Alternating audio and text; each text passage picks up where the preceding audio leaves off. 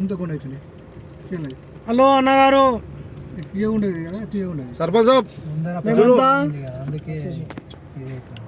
సర్పంచ్ గారు, వీడీసీ మెంబర్లు, ముదిరా సంఘం అధ్యక్షులు మరియు వీడీసీ వైస్ చైర్మన్ అంతా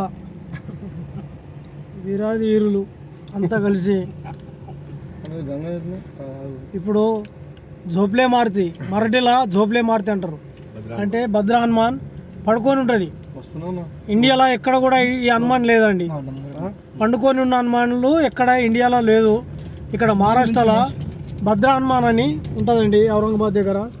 అక్కడికి వెళ్తున్నాం ఫ్రెండ్. చాలా మంచి దేవస్థానం అది.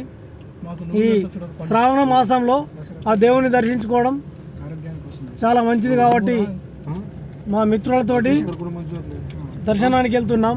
భద్రమారుతి, దాన్ని జోప్లే మారుతి కూడా అంటారు, పడుకోనున్న మారుతి కూడా అంటారు ఫ్రెండ్స్.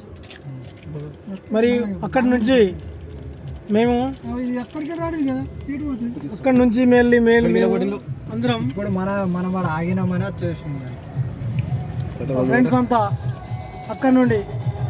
మళ్ళీ భక్తులు చూడండి ఇక్కడ ఎట్లా ఉంటుంది మహారాష్ట్ర భక్తులు.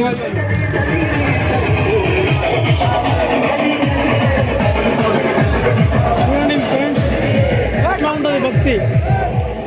మహారాష్ట్రలో భక్తి ఇట్లా ఉంటుందండి. భక్తి పరవశించి పారుతుంది. ఇది ఏం లేదు ఈ ప్రపంచంలో. భగవంతుని సన్నిధానంలో ఆనందంగా గడపడం ఒకటే. కాబట్టి మిత్రులారా, మేము కూడా మాతో ఆయన కాడికి దర్శనం చేసుకొని మేము కూడా భగవంతుని కృపకు పాత్రులు కావాలని బయలుదేరినాం. అక్కడి నుండి మేము